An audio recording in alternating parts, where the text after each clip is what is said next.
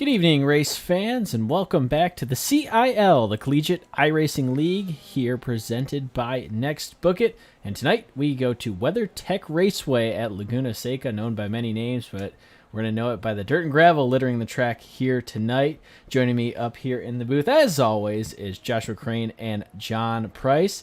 And John, first of all, welcome back to the booth, and good to hear from you again.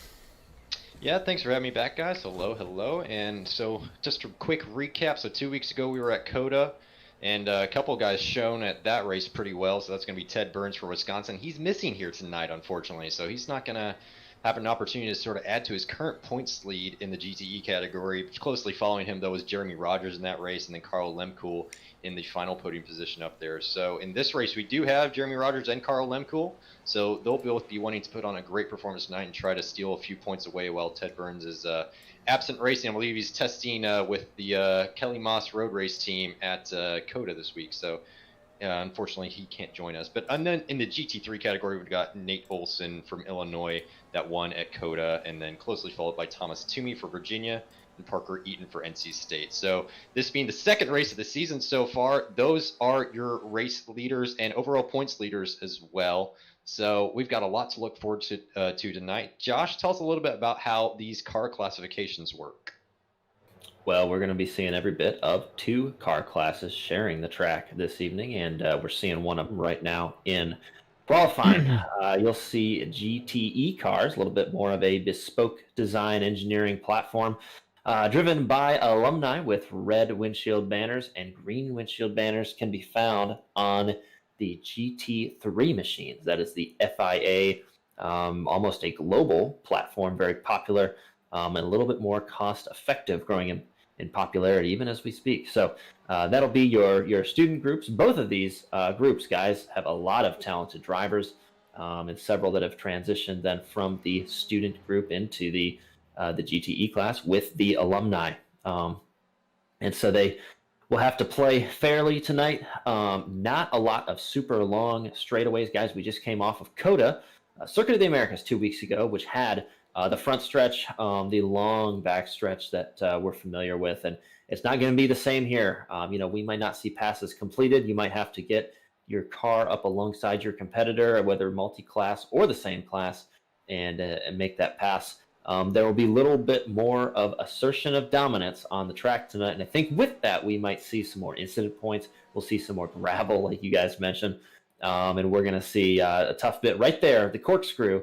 The guys are going to have to navigate together and really keep their car in one piece to get to the end tonight, no matter what class you're in. Yeah, I think so. And Laguna is really a driver's track compared to COTA. COTA, we saw a lot of guys struggling, having to underdrive the car a lot to get the maximum out of it around that track. This is a little bit different. This track really does reward a lot of risk takers out there. If you're able to stretch out all of the track width and use all the entrance curve that you can, get right on top of the apexes at every opportunity, it will reward that. But if you push it a little bit too wide, you will end up in the gravel, in the sand, in the stuff that nobody wants to be in, and that's going to get on your tires and sort of ruin you for the next 5 seconds or so, 5 to 10 seconds. So definitely a bit more challenging track in a different way than we saw at COTA, but a great challenge nevertheless. 2.25 mile anti-clockwise circuit, 11 turns. The big feature for this track, though, Josh already mentioned the corkscrew, and that is incorporated in the 180 feet of elevation change that this track has. So if you remember back to last season where we were racing at Zolder, which was basically a go-kart track just kind of stretched out on one flat plane, this is the opposite of that. Tons of elevation change. Through corkscrew alone, you get about 60 feet of elevation change. Cars get a lot of compression. We were seeing loads of about 3 Gs in vertical loading as you come through the bottom at T6, which is one of the biggest compression points on the track leading up to the corkscrew. So we're in qualifying right now, already 10 minutes down in the qualifying session, which means the alumni have officially finished the qualifying session. So that's going to be Jeremy Rogers leading the pack to the green flag when it comes to it in about 10 minutes time. He's set in 18.8, closely followed by Jamie Lawrence and then John Tyndall of VCU bringing up the third position with a 19.6. So man, we got a lot of cars out on track right now, Josh, and what are you thinking for this GT3 qualifying session? Well, a couple of things for this GT3 session. These GT3 cars will have aids. They will have traction control. They will also have some anti-lock brake systems that the drivers can adjust, can turn off, but but also utilize as they get into some of these corners. Where that comes into play is when we are under braking. There's a lot of transition. You mentioned the elevation changes, very different from the flat braking zones at Circuit of the Americas that we're coming off of. I think these drivers are going to be using some of those driver's aids, especially under braking. As we go here, sometimes when I qualify, I like to have the track to myself, but looks like some of these guys are going to stay in the draft and try to use that to their advantage to get around, be a little bit of a team, and see if they can negotiate each other as they get all the way up to the top of the leaderboard. So as we go in and go through the night, I think a car to watch right there is UCLA. We're on board with the University of Illinois, but UCLA up in front. Sean Valandia driving for that group. Pretty quick, had some pace and a top 10 finish. You see giving way right there, so he'll hop off his flying lap, and Nate Olson will come to the line in a bit, but looking for a solid run from UCLA this evening. Yeah, absolutely. Sean Valandia had a good show down there at COTA last time out in the Road Series, and Nate Olson obviously won that race, and he'd be a pretty good pick tonight, but I was looking at Toomey and Eaton's times earlier, and they were both pretty quick. But as we ride on board with Olson here, we'll take you around a lap at Laguna Seca, so this is going to be a flying lap for Nate Olson. Exits turn 11 and already gets the car pointed right over the left-hand side of the circuit, trying to minimize the distance. There's the start-finish line underneath the bridge. Doesn't take up all the space there on the inside, brakes at about the 4 board. Actually takes advantage of some of that concrete there on the outside. We see some of the slower categories do that a lot more. It tends to be as the cars get faster, they don't do that quite as much. Setting up for turn 3 here, uses all of that entrance curving on the outside, gets right on top of the apex, but crucially stays away from that red turtle curve that will throw the car in a very bad way. Same thing here for turn 4, very fast corner. Gets all 4 out there in the dirt. Let's see if he aborts this lap or sticks through it. I think he's going to keep going for it. He's still trying to get the tires up to temp. Brakes just before the 2 board, get that car all the way on the inside. You can take a little bit of gravel on the second half of the inside curve there, and then setting up for what is arguably a more challenging corner than Corkscrew. That was T6 back there. Very fast corner, about 100 mile an hour minimum speed, and tricky corner shave off the right amount of speed for it, but then heavy brakes for Corkscrew, opening up the entrance, taking a little bit of gravel on the left-hand side. You can get away with quite a bit at this corner. Navigates his way through the traffic from USC and then proceeds down through turn 8, or sorry, no, that's going to be turn 9 as we approach turn 10 here. Swing the car over the left, then back over to the right, get on top of that apex again, run it right back out to the left, swing it back over to the right again, break it about the 2 board, then swing it in hard for a pretty slow corner. Very crucial, get a nice smooth exit. You can run right out to the edge of that green strip there on the outside. Apart from that mistake in turn 4, that was a pretty good lap. That is going to hamper him pretty significantly. I imagine that's going to not improve his time as of that lap, but he's still sitting up there in P2 right now, Josh, with a 22.1. He is indeed, and actually just recently dethroned by a familiar name, Alexander Klank from Worcester Polytechnic University there, and that Mercedes AMG that we're so used to seeing up front. And yeah, it is so tough as these guys go through turn 6 and then the corkscrew to get that settled out. But my favorite part of the track as a driver is actually that last right-hander that you mentioned, the way the suspension loads and the car can dive into that corner when the driver is doing it well and the car is set up. That feels excellent. So right there we see Parker Eaton, always with pace in that North Carolina State Lamborghini, and always a good-looking machine as well. Yeah, love the paint job on there. Transferring over from the Porsche that he drove last season when we had GTE and LMP2, was able to transfer that livery very beautifully onto that Lamborghini GT3 car. I like his lines at a lot of these tracks that we go to. He seems to pretty much nail the lap. He's pretty much a hot lap specialist, I would say. Always towards the front of the qualifying pack for sure. Was a little bit mistake prone in the first season, but then really ironed out those mistakes and has become a really consistent driver, finishing with a podium last time out at COTA. So definitely looking for a lot from him here. We'll see if he can't improve on this lap as he crosses the line here in a little bit of time, as we're looking at Sean Valandia now sticking 2 off in the into the concrete on the right hand side that you can use, and a little bit wide there on the second half of the apex at the Andretti hairpin. And you know, we were talking about setup a little bit before this race, and this is a hard track to set up a car for, specifically because of the elevation change. And because of that, it means that there are just some corners where the car will naturally understeer, there are some where the car will naturally oversteer, and it's just kind of it's a real driver's circuit in that way, that you got to be on top of your car at all times and understand how that balance is going to change, not only as you experience different levels of elevation, but also as the fuel load drops off, as the tires wear. These guys were going to deal with a changing car balance throughout the night. that's what makes watching racing here at Laguna so much fun. I know in the real world, we've seen a lot of great races go down at Laguna outside of IndyCar, within WEC, within ALMMS. There's a lot of great racing that goes on here. So we're going to definitely expect to see more of that tonight. And I got to say, Josh, Jared, I love this AlphaTauri inspired paint theme from the FIU machine of, I believe that is that Esteban Munoz? I believe in the 9 machine that will be Esteban Munoz. Christian Gomez also in the 65 machine for FIU. And you mentioned it. He gave us a sneak peek earlier. Note the PE on the side of that car with the Panther right in the logo. John, it's a good look. And Jarrett, I believe you have a little special for us. We do, as always. NextBookIt providing a lot of help for us here in the CIL, so we're going to turn it over to them and get you right back here for the green flag. We'll be right back.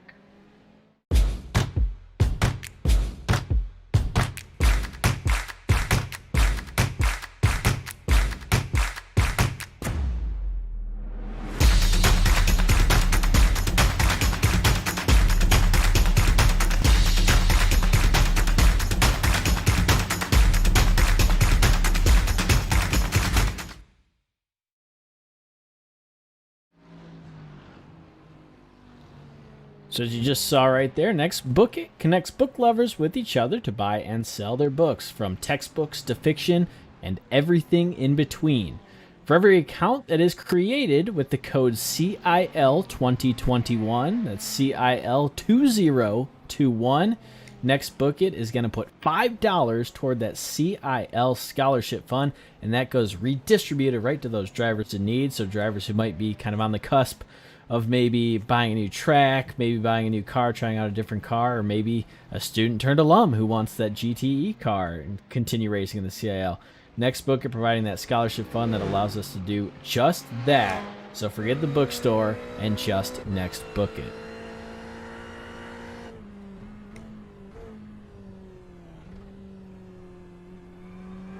Yeah, we'll ride on board one more time with the USC machine. Always looking good.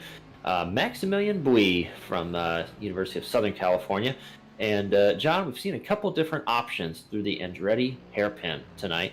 How do we feel, and what's our policy on the wide line and making a big double apex out of it, going wide in between the two, and then keeping it tight and trying to take the shortest distance around?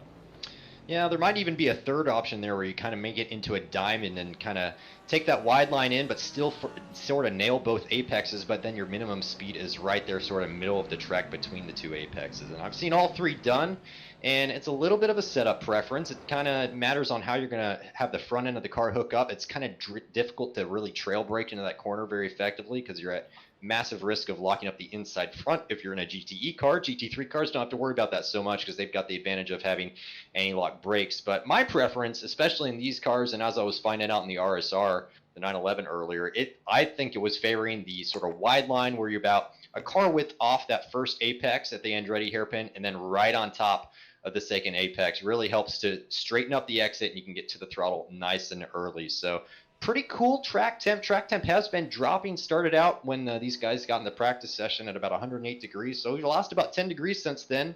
And I expect that to probably keep dropping. Fairly cloudy out there today. So these guys are going to have plenty of grip to work with. So we've got about 1:45 left in this qualifying session. And Thomas Toomey sitting on pole position still with a 21.9. But, you know, there's still plenty of room for these times to drop as this track continues to cool down, Josh. There is, and that's why you'll see a little bit of strategy as guys try and go out in the beginning of the qualifying run, or towards the end, or sometime in the middle. Track usage across the 10-minute session that these guys have to qualify is not going to change a ton, though you don't want to go out on a totally green track. So occasionally you will see drivers wait. And also, maybe scout the other drivers and understand what is working for them, where the grip might be, where the rubber might be. And so there's a little bit of thinking that goes into both the reconnaissance of the qualifying session and then ultimately the flying lap that makes it all worth it. Yeah, definitely, definitely. So those flying laps are pretty difficult to nail on this, and we saw some cars trying to draft a little bit earlier. More effective at Coda than a place like this, where downforce is pretty crucial. You'll pick up quite a bit of understeer in a couple places. I'm thinking turn 6 is a bit of a nightmare spot for cars to go through, nose to tail through. So looking at UTA sitting on pit lane right there. UTA putting it up in fifth place in the qualifying for the GTE alumni category. Good showing there, and a couple other cars spattered in there. I'm going to mention Carl Lemko really quick. I was expecting to see him up a little bit closer to Jeremy Rogers. Jeremy putting in an 18.8. We were speculating maybe a mid 18, low 18s as possible for a qualifying time, but looks like the 18.8's all that we're able to squeeze out of it tonight. But yeah, Carl Lemko a little bit further down the field. We'll probably be watching to see if he can't make up a few more positions in the race. A couple newcomers as well. We've got Rahul Bellini, I believe he's a Michigan Tech man himself, and a couple other names we haven't seen in a while. James Chastonay haven't time, but he is on the grid again as well, and I think there might be a couple other names.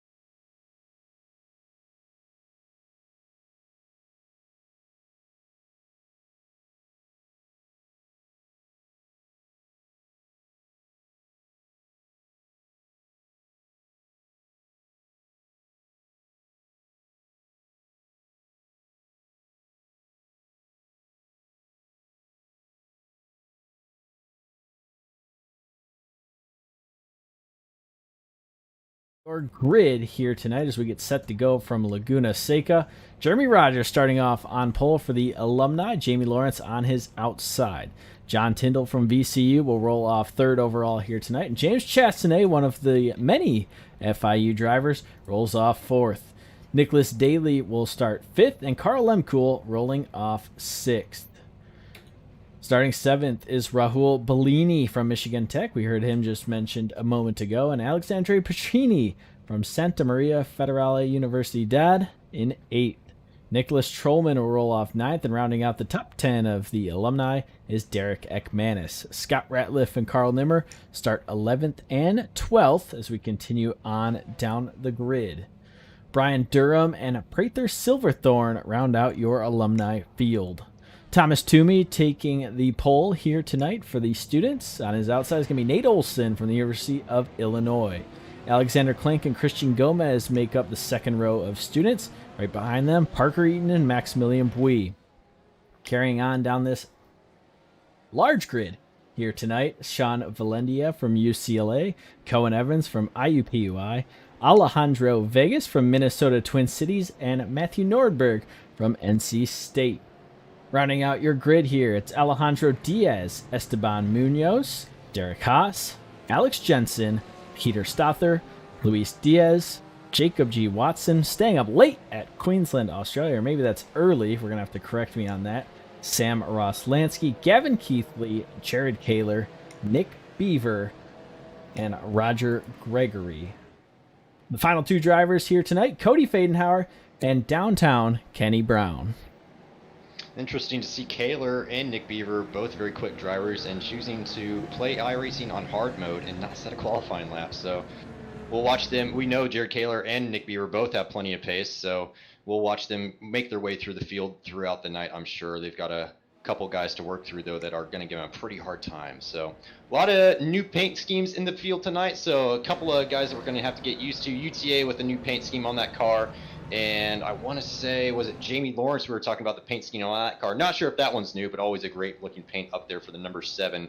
And we already mentioned that the red windshield banners are obviously the alumni. And generally speaking, outside of Jamie Lawrence, a 3-digit number will also mean an alumni car. But they're also pretty easy to discern. They're just a little bit larger than the GT3 cars overall. So we're getting close to this green flag, Jarrett. So why don't you take it away, as this Porsche will pull off in the pit lane in no time flat. Absolutely. Pretty good looking pace car going to take us to the green flag here at Laguna Seca. You see the GTE field ready to rock and roll. They're going to make that final left-hand turn, and it's a tight one. You see Jeremy Rogers leading them to the field. Little bit of checkup right there. Green flag in the air, and we are underway here at Laguna Seca. Those GTEs are rolling. Yeah, there's a Ferrari trying to sneak it up the inside back there. 3 wide, a little bit of contact with the UTA machine, knocking cones all over the place, and we're still 3 wide. Going down into turn 1, Jeremy Rogers going to lead the field. Jamie Lawrence trying to hang it around the outside. Difficult move to do. Then the GTE 3 cars behind, a couple cars going 2 wide in there. I'm seeing Max Bui side by side with, I think that's Parker Eaton. UCLA machine, spit of smoke. There's a car off on the inside. That's going to be one of the alumni, UCLA, trying to make a move on USC right there. Nothing doing, going to have to tuck back inside for turn 4.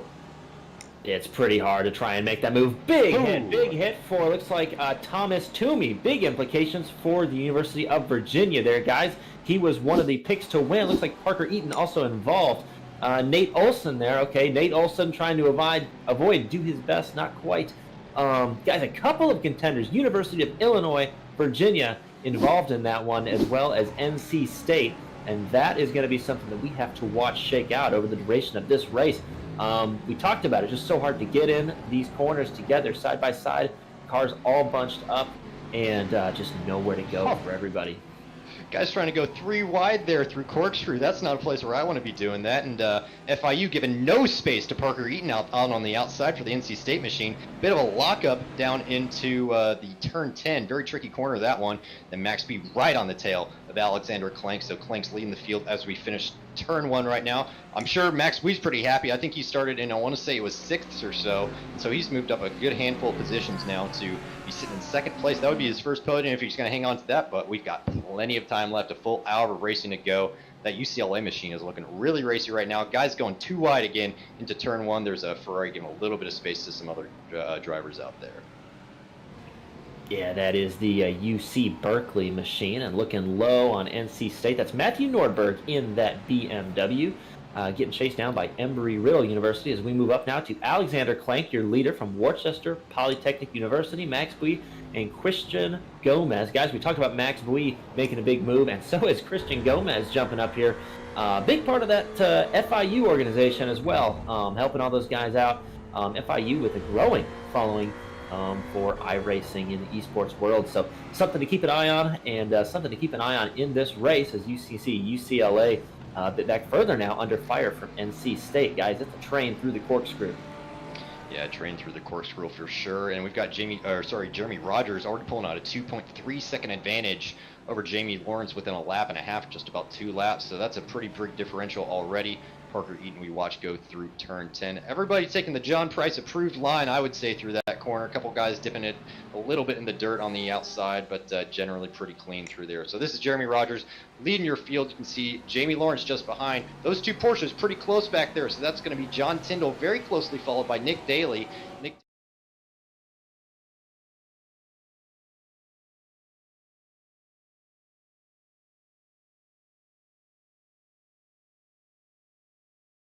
Now we ride on board with Nick, and we see the Datsun flag back there. He's not very used to the Porsche. He's used to ripping around Arlington in a 280Z with an RB26 stuffed in the front of it. So pretty neat car to be running in, but trying to get a bit adapted to that Porsche. We saw a Porsche dipping a wheel off there at the back of turn 5, tricky corner. But Alexander Clank getting a pretty decent advantage over Max Bui at this stage, but looks like we've got a battle on our hands brewing for second, guys, with Christian Gomez and Max Bui.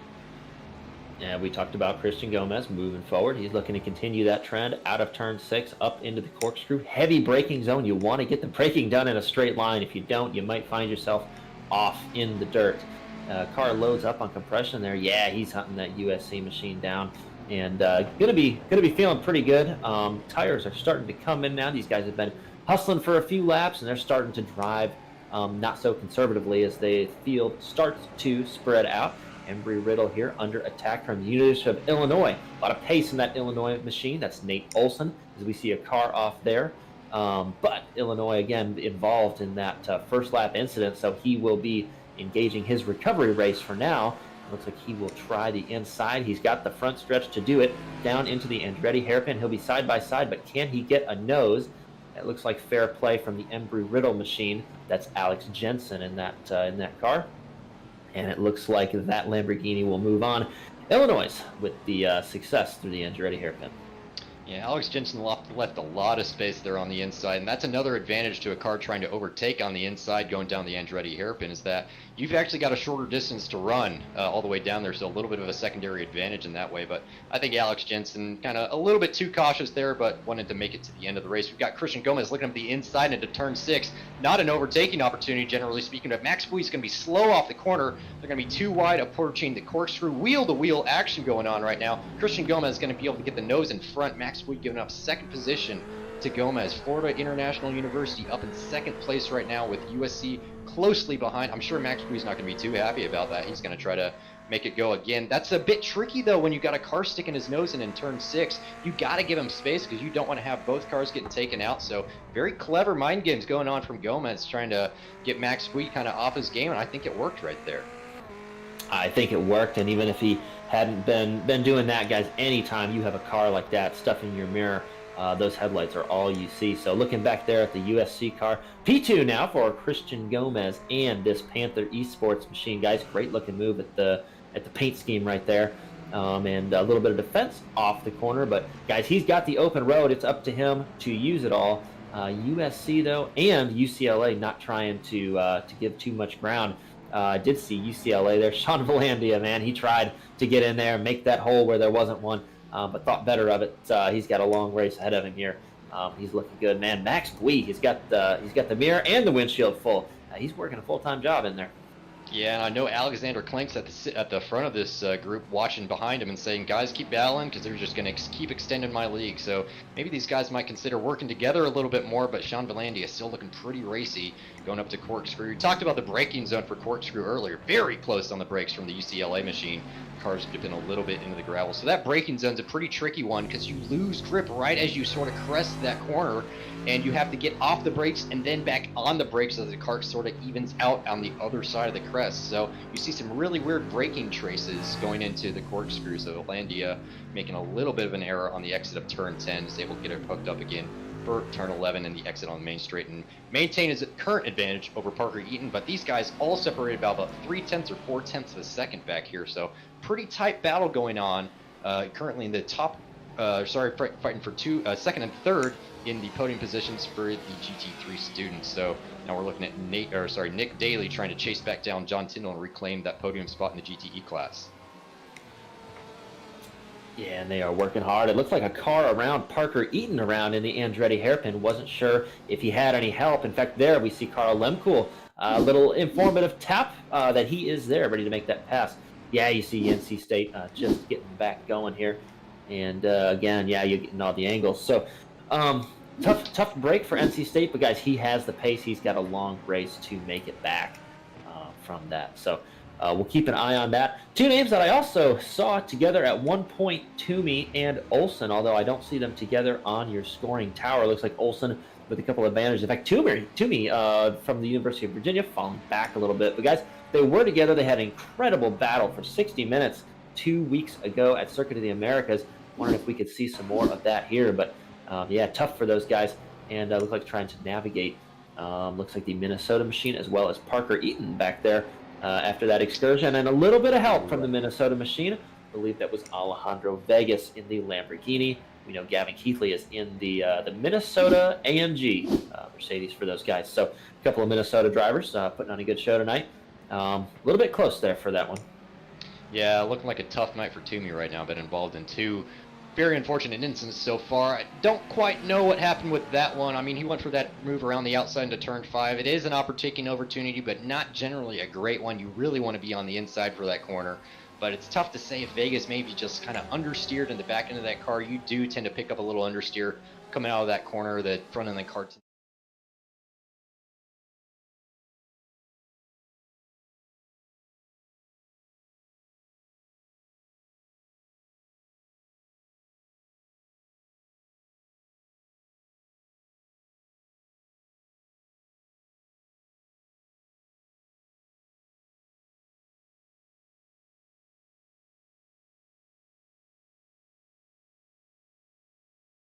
looks like for Carl Lemkool. Expected to see him move up a little bit faster, so maybe this damage really is holding him up more than we thought. We've got Rahul Bellini just behind, about 2/10 back, still with plenty of space, though, down into turn 1. Pretty aggressive defense, though. A little bit early to be defending, probably still had the position locked down. Rahul taking a really wide line, though, there through the second apex. I think he's still going to be able to hang on there for turn 3. Yep, just able to slot it right in front of that Porsche. Porsche's going to get the advantage on the exit, as we know the Porsche can do. Slot it up the inside for turn 4, get on top of that apex, take a little bit of the red curb, but make the move happen. But I think we've still got a battle on our hands running down to turn 5. Rahul looking to the inside now, and he's going to tuck back on the inside of that Porsche. Porsche leaving a big space, though. A couple of guys trying to defend when they probably don't have to and could get away with the position. But now we're side by side through T6. Not the place we want to do this, and everybody's able to make it through clean. Man, I was not expecting that one to happen. Man, they do not want to give up. That's Cal State Long Beach in the Porsche now, getting the position over Michigan Tech. And then you see the San Diego State machine, Derek McManus, behind that wheel, saying, yeah, you guys go ahead. We'll see if you don't find your way into the gravel. But it looks like everybody has sorted out for now. But, guys, the real winner in this was the car up. Carl Lemkuhl, who we said was under attack. It was how we started here. He's now got his space all to himself. So looks like he is doing well. And Derek Haas from UCF, the most recent individual, the GT3 car in the gravel at this point. So following on board battle now. Cohen Evans, still a great looking car from IUPUI, half Indiana University and half Purdue University. IUPUI is a venture between the two schools, recognized by both schools down there in the Midwest. So awesome to see Cohen Evans has been with us for a long time. IUPUI been with us for a long time as well. Always looking good in that half and half car. Guys, trying to get to that UCLA bumper. And I will note that Christian Gomez has gotten his interval to stabilize at about 4 seconds, depending where he is on the track. So a couple race notes as it develops. Christian Gomez and F plank in check. Did have the pace to get out of that gaggle once they were there. But guys, we have a couple of Porsches trying to go at it. That is UT Arlington, as well as John Tyndall from VCU, Nicholas Daly in the UT Arlington machine, carrying along Blaze the horse for the ride.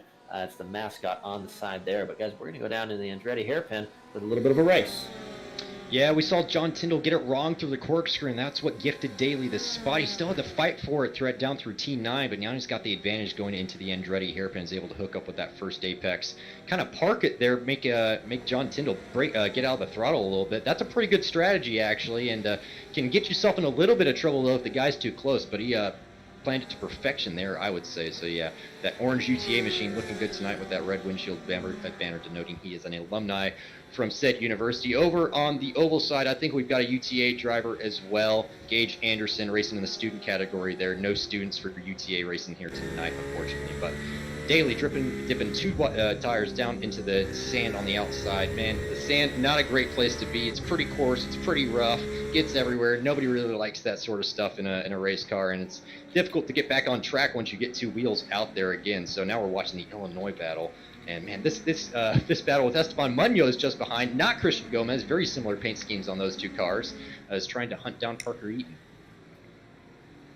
That's right, and they'll go on to a little bit of a stretch breather after turn 4 there. And right now it's just trying to get the draft and catch back up to the Lamborghini. But we talked about through some of these parts, really, really hard to get through and then follow when you don't have all the air available to make that downforce. So pretty tough for those guys, but we'll see here as we come to the corkscrew. Not a lot of downforce, mostly mechanical grip, how these guys can make progress.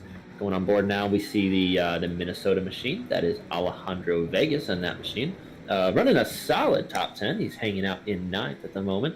And Minnesota with the fresh motorsports esports program at the University of Minnesota there. So shout out to those guys. That's Gavin Keithley and Alejandro Vegas with us tonight from the University of Minnesota. And fans looking on. There's the AMG Mercedes Minnesota as well. Gavin Keithley keeping it clean. So really, really enjoy the performance from these guys. And I imagine their base does as well, guys.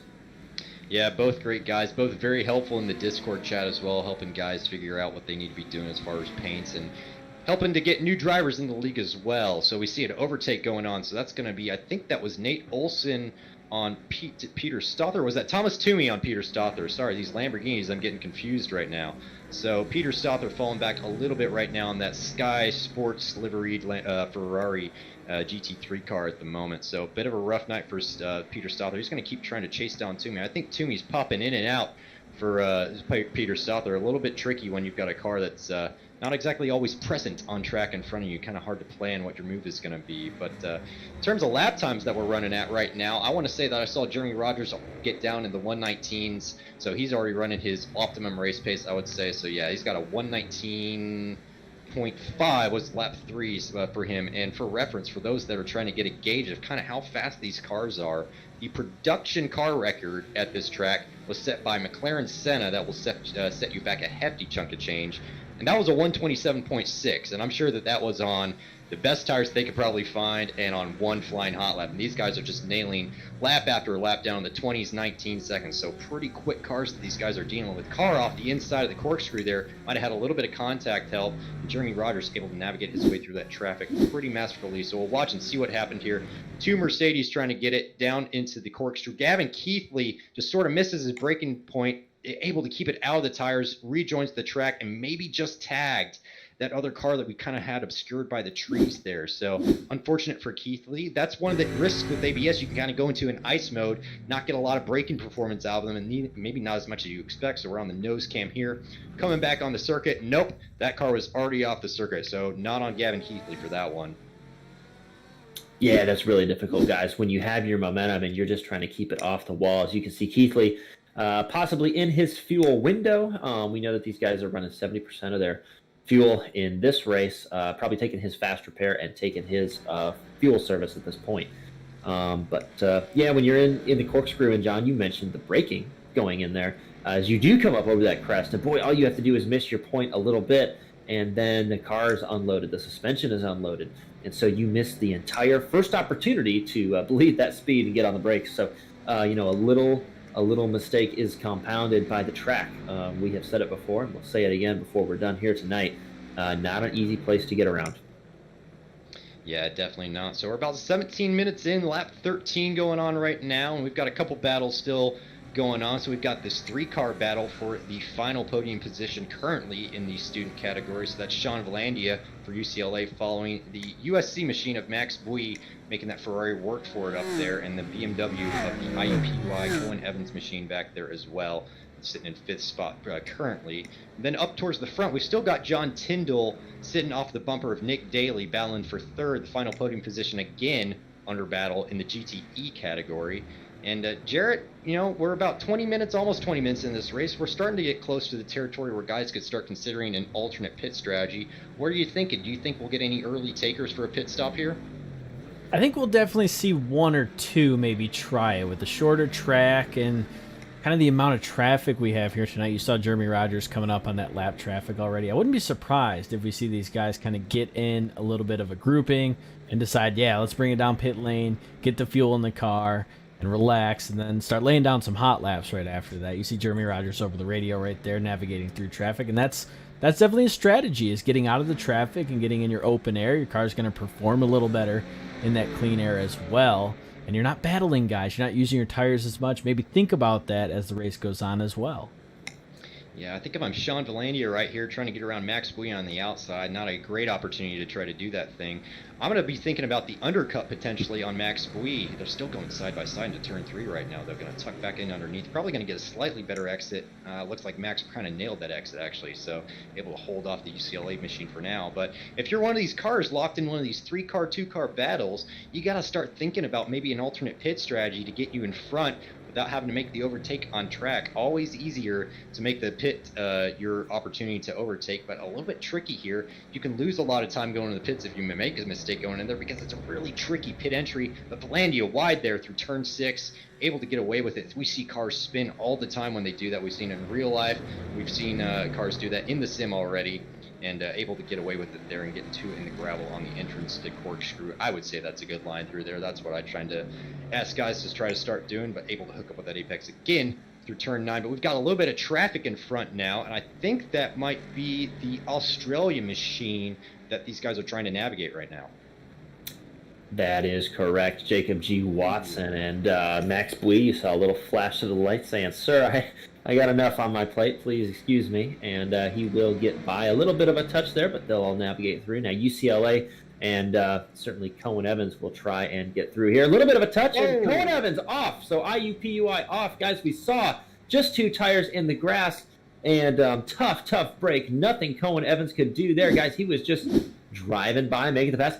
And even Watson even attempted to give him the position, all fair play, but you can go over into that side. We've seen guys using the 1 or 2 meters to the right of the track that you can use to brake, but boy, he just found the limit, found the gravel, turned the car with ABS, and guys, that was all she wrote. So tough break for Cohen Evans. Might see him try and come down, get that fast repair, see if he can get that buttoned up. But yeah, Cohen Evans currently scored in 11th. We'll see. Guys, I will note one of our GT3 drivers, students who started on the hard mode, as we stated earlier, Jared Kaler up to 12th, putting on a really solid run for UNC Charlotte. That's North Carolina at Charlotte, making that Ferrari work for him. So a couple of them we might have seen Nick Beaver up there, but Nick Beaver involved in an incident in lap 1, and I think decided he was not ready for the forthcoming challenge from that. So Jared Kaler for UNC Charlotte making a really solid run, guys. A little bit of a late join. Don't know if he missed qualifying, but he's making it work. Yeah, and I don't know if all these cars in front of him are really going to help him all that much, but the fact that they're battling means that he can close up even faster on them, so that's going to be something he's certainly looking forward to. With regards to that Cohen Evans incident, that one was, if I'm Cohen Evans and I'm just racing my car as I would be, I'm probably think that Jacob did that on purpose, but then I'm sure when he watches that on the replay, he will understand that that was purely an accident, nothing Jacob could really do, just trying to be helpful and give the space, and unfortunately things like that happened. Now we've got Carl Lemkool under fire from the back from Derek Ekmanis, the teammate to Jamie Lawrence in the alternate paint scheme for that Porsche, for the California machine, excuse me. And a bit of a tap there from the Ferrari on the back, so that's Rahul Bellini. Kind of been involved in a couple incidents already and trying to make his way back up there towards the front. He had a lot of pace actually in the practice. This is the first race I think that he's run, and he's really proven his worth right now. Yeah, and this frame used to contain Nick Trollman. You see on your tower that he is a little bit further up the track. And so Carl Lemkool, guys, I think that damage is getting to him. I might take my fast repair, a little bit alternate strategy if I was in that Ford Corvette, if you will. But San Diego State, we talked about, he was waiting on these guys to get dicey, and now he's got a clean car, and he's got a couple guys without that case around him. So doing well and moving up and using brains over brawn in this one, I think. So really good play from Derek McManus and San Diego State.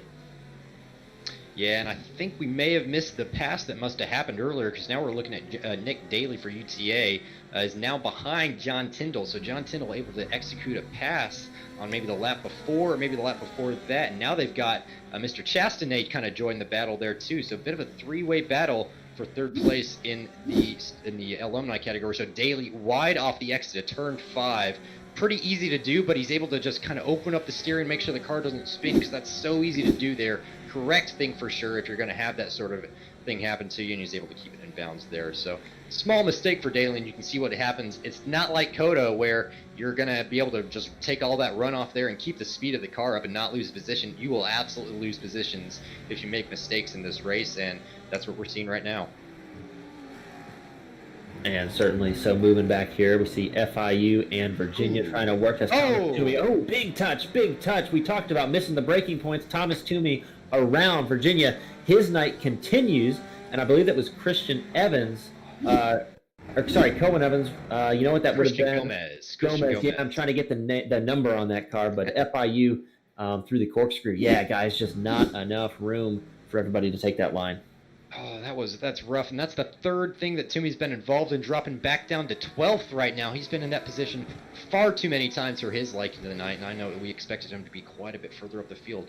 Really unfortunate there. Tried to get the high ground going into the corkscrew, but just couldn't quite do it. It's a really tough space to make that outside overtake into, but he's going to take that pit lane, able to nail that pit lane. You see just how tough that left-hander is at the end of the pit lane. It's pretty much full lock on the end of it. So he's going to take that alternate strategy and get his car fixed up. And I think that's a good call at this point for Thomas Toomey.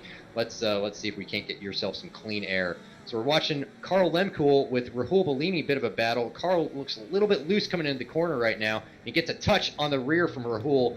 Rahul can't really plan that easily for a car that's going to get loose entering that corner, and so Carl defending a little bit much, but Rahul being a very nice driver and able to give that position back to Carl. So very nice to see guys doing that to each other and knowing that, hey, I didn't earn that spot. Honestly, you can take it back and we'll go again at it. But now we've got Derek Ekmanis getting in on the action. Bit wide out of turn 3. He's around and into the wall.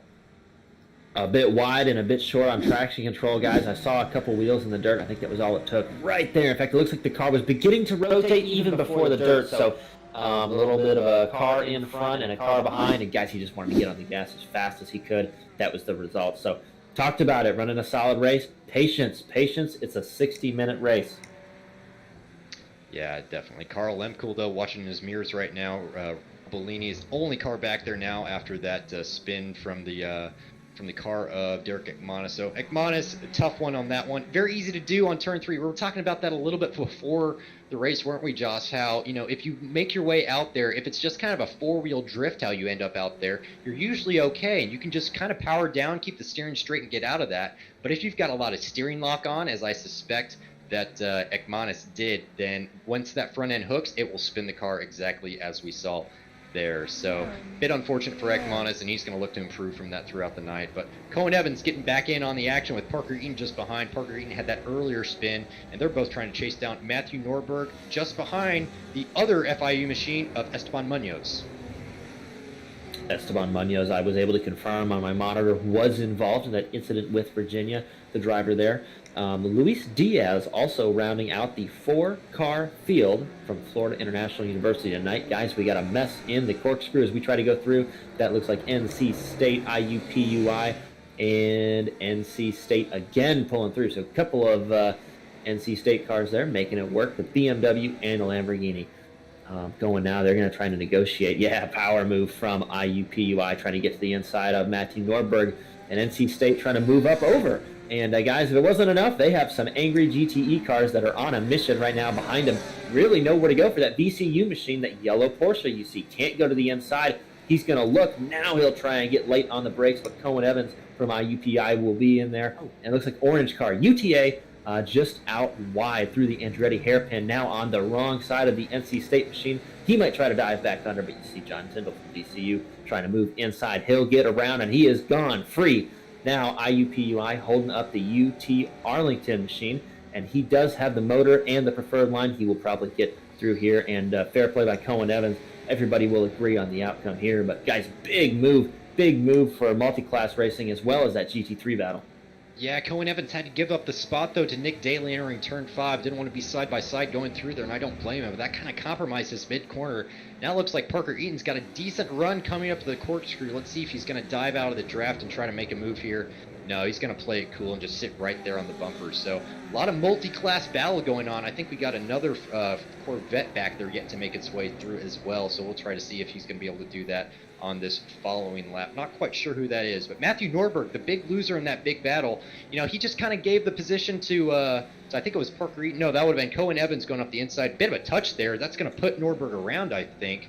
That's a bit dirty. I'm not quite sure what happened there. It looks like maybe Norberg tried to give up the spot. I'm not sure. I'd have to watch that again, but either way, they're away cleanly from that. But yeah, Norberg out of T11 on that previous lap. Gave a lot of space on the inside for Cohen Evans to kind of slot it up the inside, and that compromised both their exits and kind of put Parker Eaton in position to make that overtake happen. And when that happened, those GTU cars arrived. So that's just going to throw way too many variables in the mix, and that's why we saw all that kind of jostling for position going around. But Nordberg, a little bit of damage on his car after getting involved in some of those incidents. So we've got a Ferrari here of Luis Diaz for FIU taking turn 11. We'll see what happens to him. Did he just kind of clip that apex curb, and just a little bit of tires on that outside gravel, and that's just enough when you've got steering lock on, as we mentioned earlier, to spin that car right around.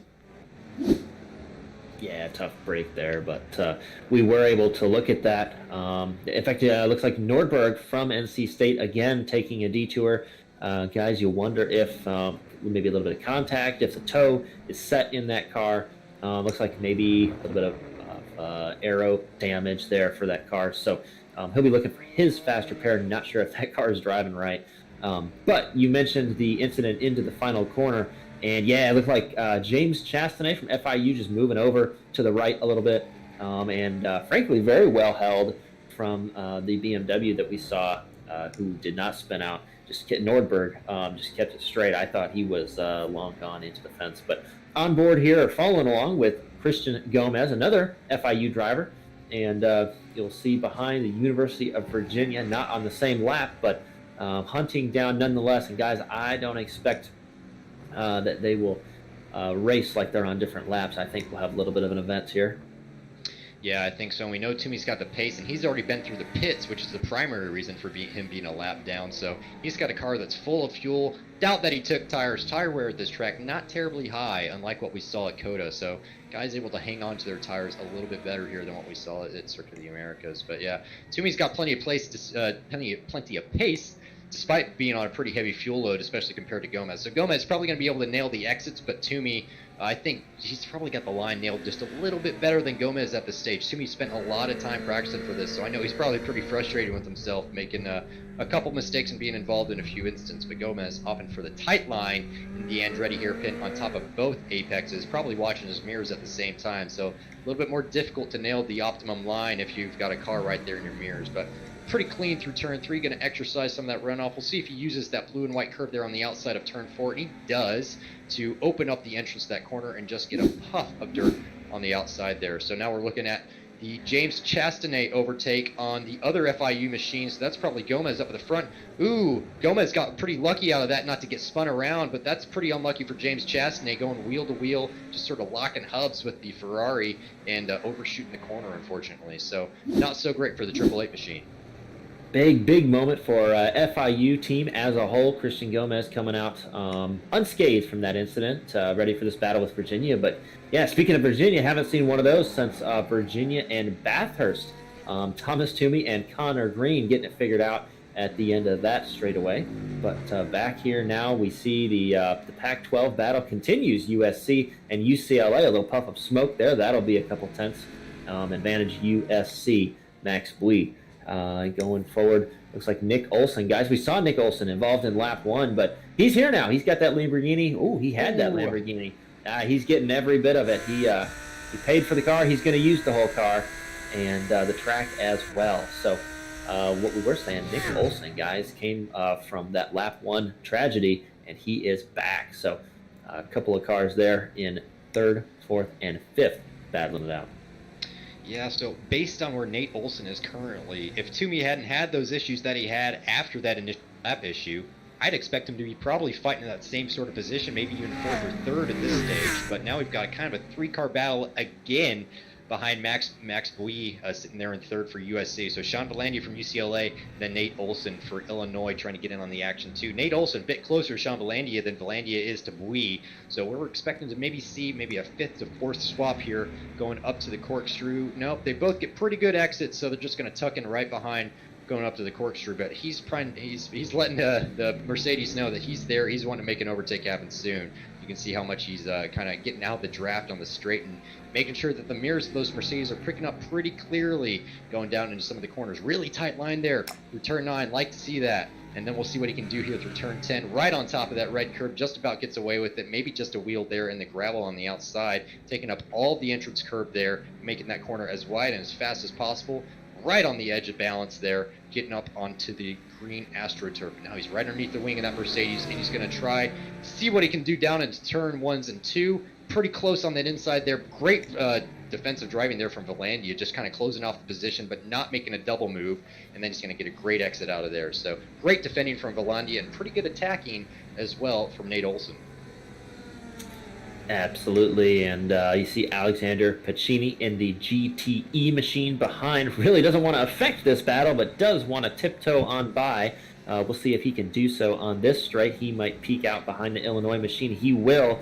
Nate Olson won't appreciate that. He'll wait a little bit. So not coming up on a great passing opportunity. Got turn 6 and then into the corkscrew. Not sure if Pacini is perhaps a spectator at the moment for this group. But guys, I would have expected Max Bui to ride off a little bit as those two battled, but not the case. Coming up in Looks like Max we will get one spot. Will lock up. And now Nate Olson, that will affect Nate Olson. Wow. And Nate Olson on the radio, as you see, probably not thrilled with that exchange. But, boy, that'll be Max Bui and Sean Valandia to figure themselves out. Guys, Nate Olson, I would expect him to be back up in the fray pretty quickly, though. Yeah, I think so. So something I noticed during that bout is that Nick Daly was back up into third place for the alumni. Not on his own, though. I think John Tyndall was our first taker for the pit stop, and I think he's just probably exiting the pits probably right about now. So we'll see where he feeds back out pretty soon here. Though I'm not quite sure what's going on with him, actually. He may have had some damage on the car because he's still sitting in the pits right now. So yeah, he had a big off-track moment and just decided to tow back to the pit lane. So that's definitely going to gift the position up to Nick Daly at the moment. Yeah, so Daly running in third right now. We'll have to catch up with John Tyndall afterwards and see what happened there. Pretty unusual that we see a car do that. And then he decides to tow back to the pit lane because that usually takes a good 2 minutes or so. It's almost always faster to just kind of carry whatever damage you might have back to the pit lane. But a bit unfortunate there for Tyndall, so that's definitely going to help Daly clinch that podium for now because he's got a 10-second gap behind him to James Chastanet, who's going to have a hard time chasing down that pretty quick-moving Porsche right now. Alexander Klink right up on top of that curb. He's got that car moving pretty well tonight, and now he's got a 17-second lead over a GTE car this stage, and then another 7 seconds back to second place in the GT3 category. So Klink putting in on an absolute masterclass. I'm going to take a look at his lap times really quick and see what he's been laying down. But he's been consistent 22s pretty much the entire time, maybe only 2 laps where he made probably a minor mistake or probably had some traffics more likely and was into the 23s. But man, that's a really impressive showing from Klink right now. And guys, a little update from pit lane here. In the student class, drivers from 10th on back outside of Derek Haas have all completed their pit stops. So pay attention to those guys completing those early pit stops. Those top 10 still need to pit. And contact leaders in the Andretti hairpin. Guys, Jamie Lawrence had closed the gap down to Jeremy Rogers, and then Jeremy Rogers was just a touch loose, as we'll see it here. And Jamie Lawrence didn't know right or left, chose straight. It was the wrong answer. So coming up on that battle, just had to get on the brakes there. Rogers, Texas A&M around. He was your leader, not anymore. That belongs to Jamie Lawrence, currently in the San Diego State University Porsche. And guys, not seeing too much damage, just a touch on that front. Certainly lucky to get away with that situation after the contact there. He will be grabbing that fast repair on pit road. I don't believe these guys have pitted, but big turn of events. I was waiting for my turn to speak on this battle. I had watched it. He had closed that down after some lapped traffic issues for your leader, or former leader, Rogers. And then that. So a huge string of events for your GTE class and GTE leaders. And guys, Lawrence now trying to get around this battle that we've seen 101 times. Max Bui continuing to work on the UCLA machine. He'll give way.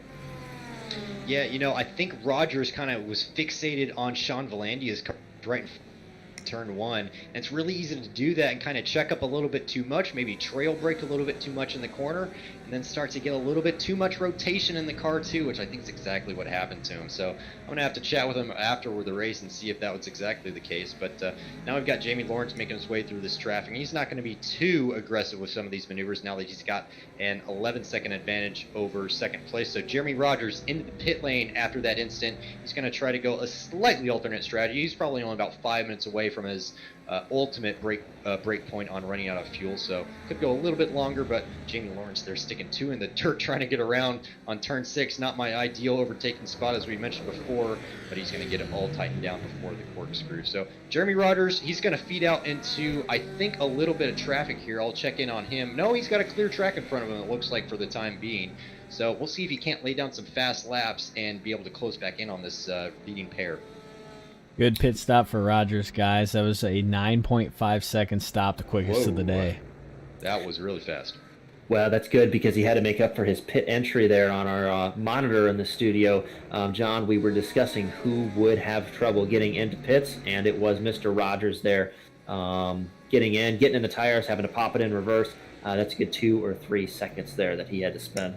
Ooh, yeah, I'm watching that back now on my monitor, and yeah, we were talking about it before, and it's not characteristic for Rogers to make mistakes like that. I know he did a lot of practice for this race, really worked to get his time down here, and we talked about it a bit, and we kind of addressed in some of the tutorial videos we were putting out on this track of you gotta be careful with that pit lane entrance. But now we see UTA on the pit lane. You'll see where he feeds back out relative to the other cars, though, but I expect him to kind of hold on to that. I think the second position that he probably would inherited there, so we'll see where he feeds out relative to Jeremy Rogers. And it looks like Rogers is able to slot in front there. Yeah, and you can see there UCF, that's Derek Haas from the University of Central Florida. Boy, he's off right now, and he could get on, but he's just trying to let everybody get by. Now he'll fall in line as you see Alexander Pacini move by everybody through the corkscrew politely. Yeah, a bit of damage still on Derek Haas's machine, this BMW right here. I'm not sure exactly if that was carried over from an early instant, but I suspect it was. I think he may have been involved in one. So we're watching Christian Gomez still trying to hunt down Parker Eaton. Max Bui has been able to extend his advantage over this group right now, though I don't think Parker Eaton or Christian Gomez have taken a pit stop yet, so Jarrett, correct me if I'm wrong there. But Max Bui still holding down third position, and that would be his first podium. I think we've already mentioned that before. That'd be great for the USC machine. I know he's been putting on a lot of time as well, especially at this track, trying to nail down a bit of a slump that he's seen in his late performances. That's a great showing for the USC machine right now. Watching the NC State machine hold off FIU for the time being. Yeah, guys, no pit stop there for Eaton, as well as Bui, Valendia, and Klink still all need to come down pit lane here. But keep in mind, Christian Gomez has completed his stop, so the FIU team might be able to pick up a couple spots here. Okay, so that definitely explains it. So Parker Eaton kind of on the back foot right now in this battle then. So the gap between Max Bui and Christian Gomez total, so we got 17 plus 7 plus 26. So somebody in the chat quickly add that up for me, and that's what your pit stop is going to need to be for Bui to be able to hang on to that third position after he pits. Probably a pretty tall order, but Alexander Klink, your leader for the students, is into the pit, taking a little bit of a shortcut into the pit, getting two on the gravel and the inside that really tight left-hand apex. And we'll see if Valandia follows him in or goes a bit of an alternate strategy. No, he's going to stay out. Max Bui takes the pit stop right now. That's correct. You see Max Bui dive to pit lane there as we see Derek Ekmanis in that San Diego State University Porsche coming across the line. Back on board here, you see FIU chasing down the NC State machine. It's going to be Christian Gomez, who we talked about, had stopped and is now trying to get around that Lamborghini. Both of these guys, though, going to have to behave for a little bit as the Porsche of John Tyndall, VCU, looks inside, thinks better of it, guys. He's going to use his multi-class advantage to get around both of these guys, hopefully before turn one here. Maybe just one to start.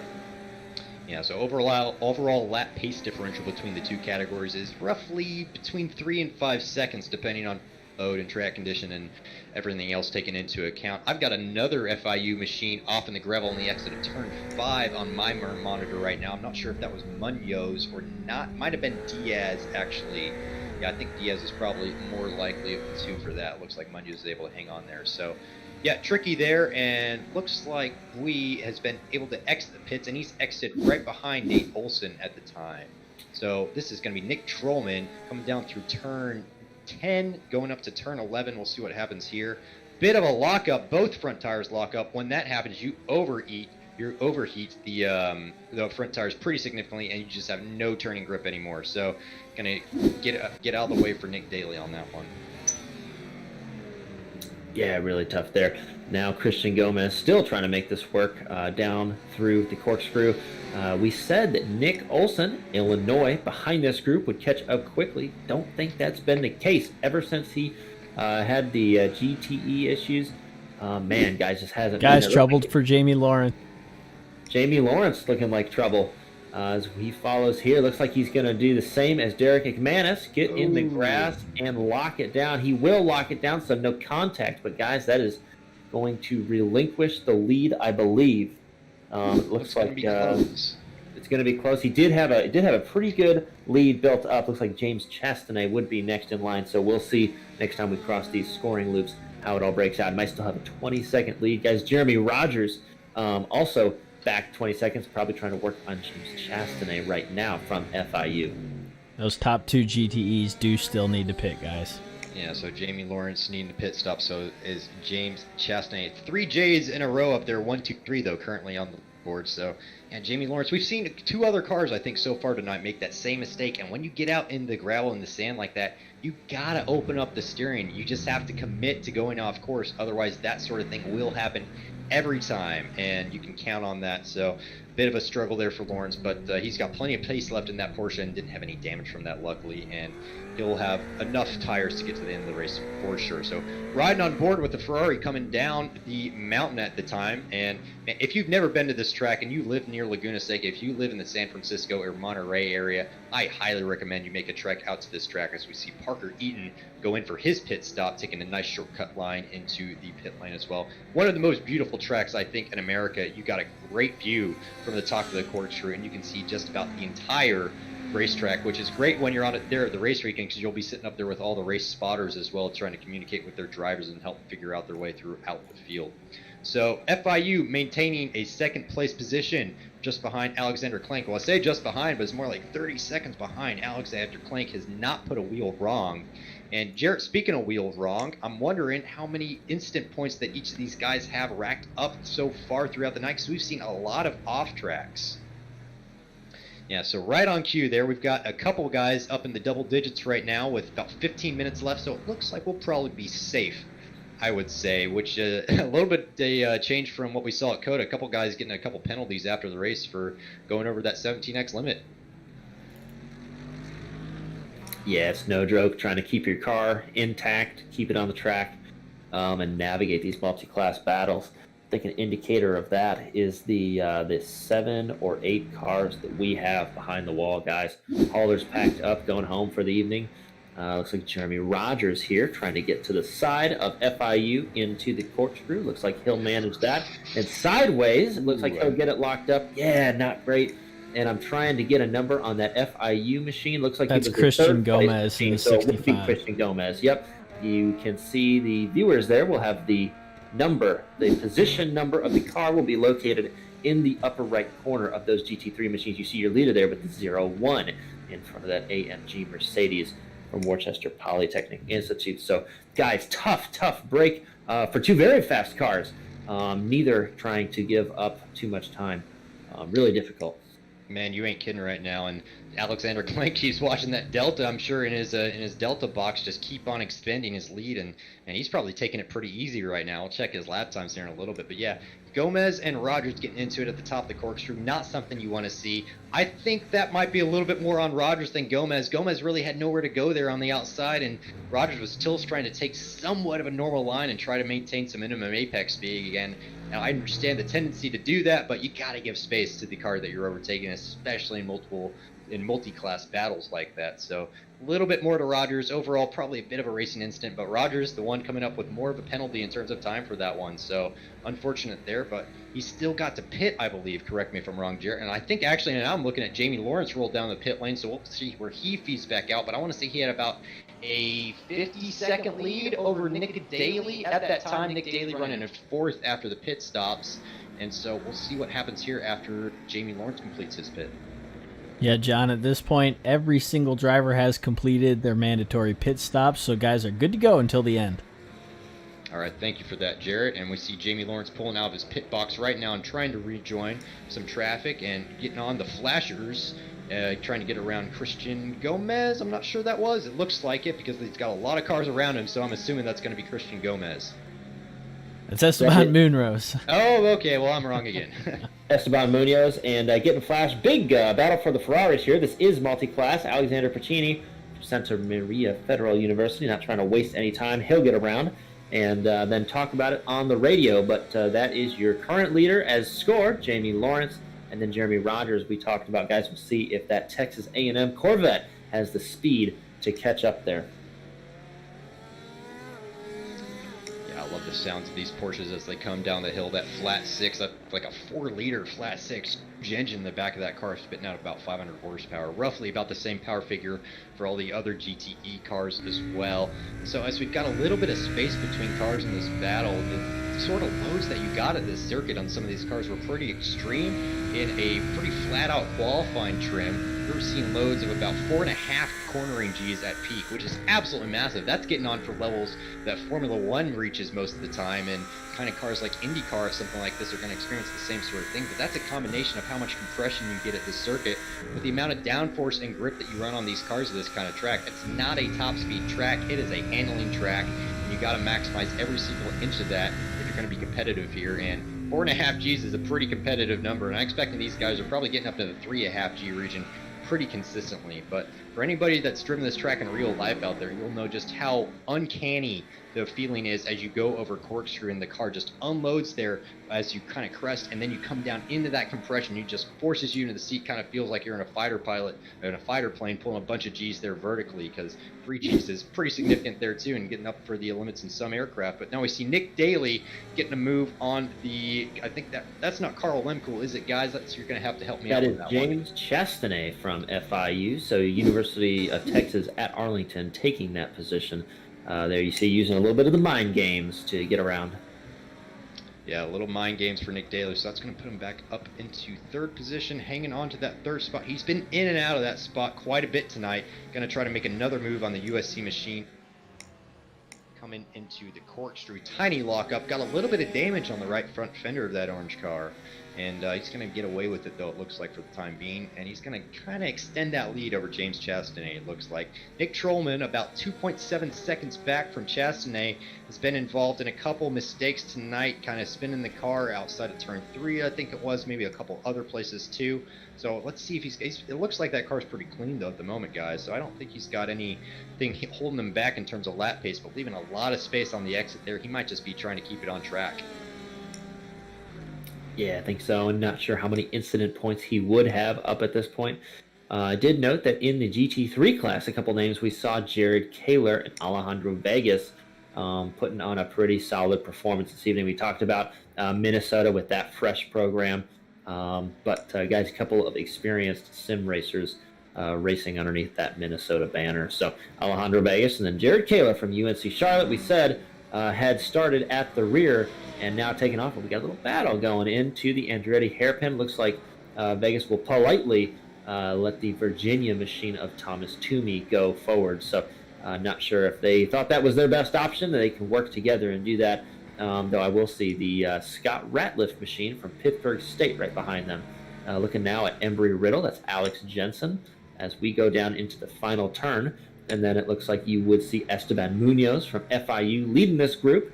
And then looks like Nick Olson there in the University of Illinois machine. So Nick Olson not racing these guys for position. He would be a lap up. But these two guys in the front of this 3-car pack are racing for position, and guys, they're acting like it. Yeah, definitely. And a bit of a jockey for position going on. This is a pretty tight battle going on right now between Munoz, Jensen, and that's, what'd you say, what was it? Olsen right behind him, so on a different lap, I think, trying to get past some lap traffic here. Gotta love this onboard shot for whoever put that camera in the Mercedes. Not sure I'd be happy with the race engineer that did that one, but coming on board here into turn 5, you can see just how much compression these cars are going to get here at the apex. This car is riding right on the ground all the time, and a lot of camber on that corner as well. So Alex Jensen just a 10th off the back, getting right up underneath the bumper, letting him know he's there. It's going to compromise the exit of Munoz a little.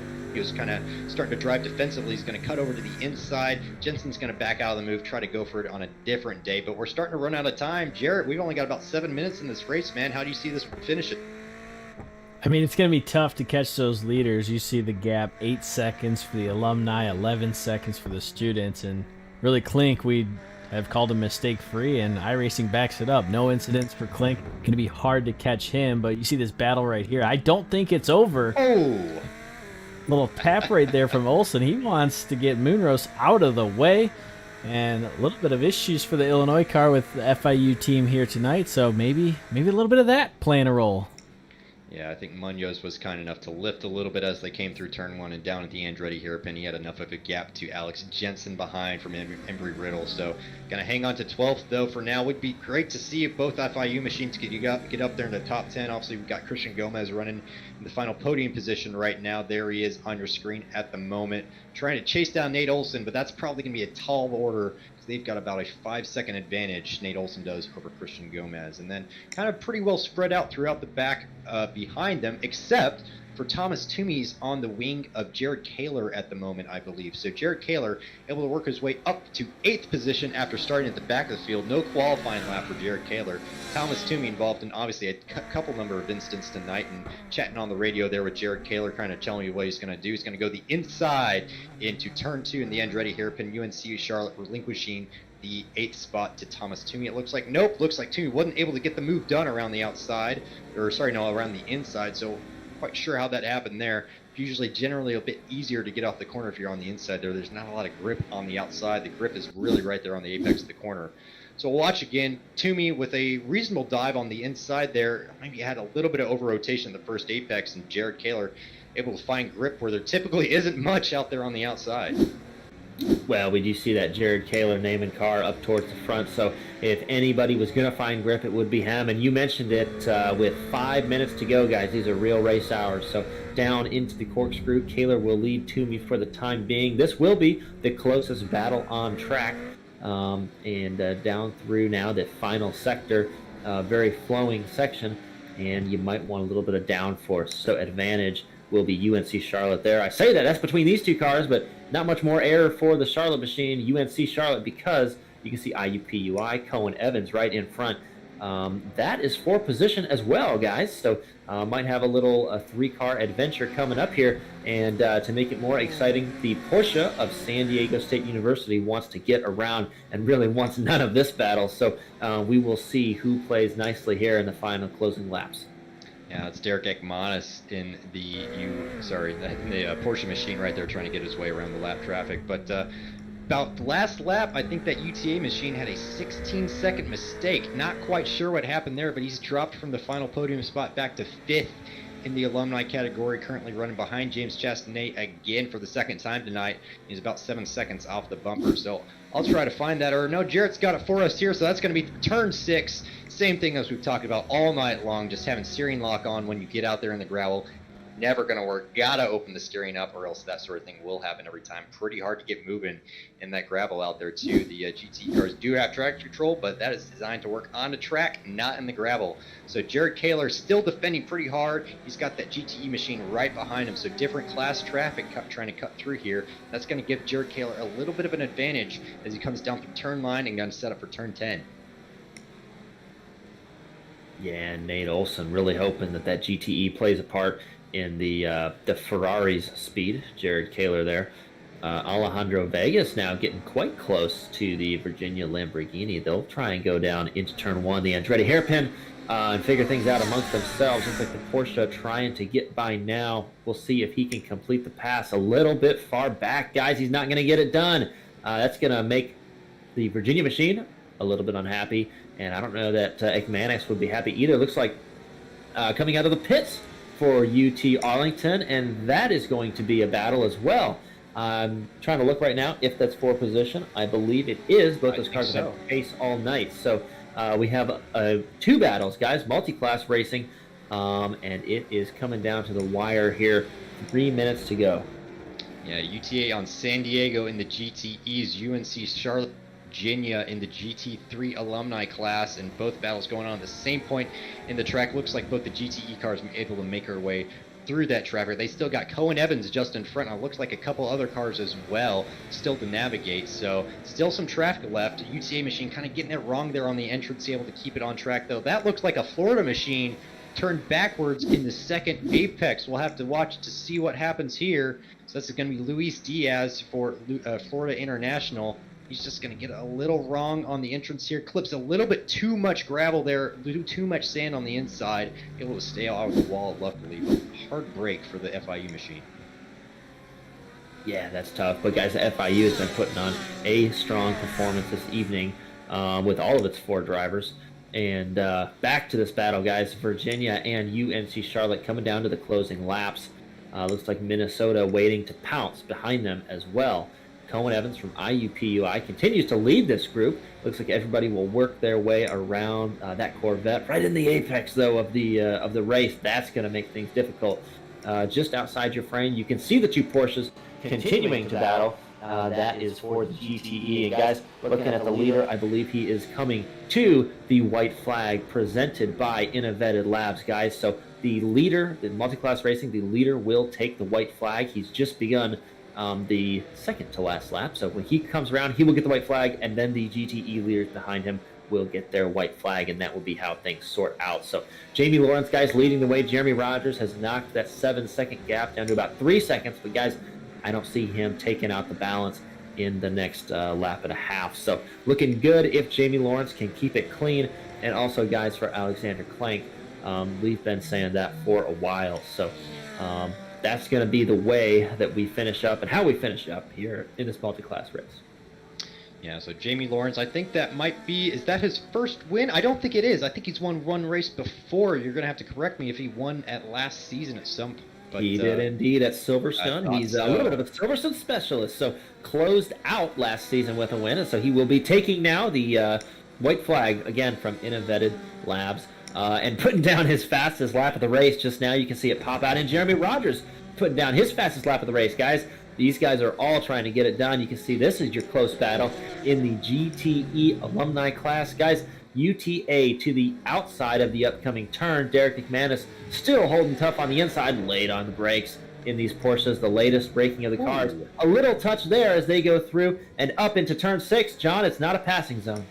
I said that before, and they're able to get one single file before they get to that corner. Yeah, I was trying to debate if Nick Daly was going to be able to make that move happen before the end of before they get to that white flag lap, but I don't think this battle is over yet because Derek Ekman is still kind of all over the bumper of that Porsche in front, the UTA machine. Carl Lemko on the radio there trying to probably chat his way through some traffic with stop there, but looks like UTA may have just opened up a couple car lengths through turn 9 and now through turn 10 going to dip a wheel off the outside, not going to hurt him too bad, and take advantage of all that entrance as we've talked about before so many times and use all the exit there too. So it looks like that position is going to be owned by UTA as we're watching Jamie Lawrence round the final corner at Laguna Seca to take his second win in the Collegiate iRacing League.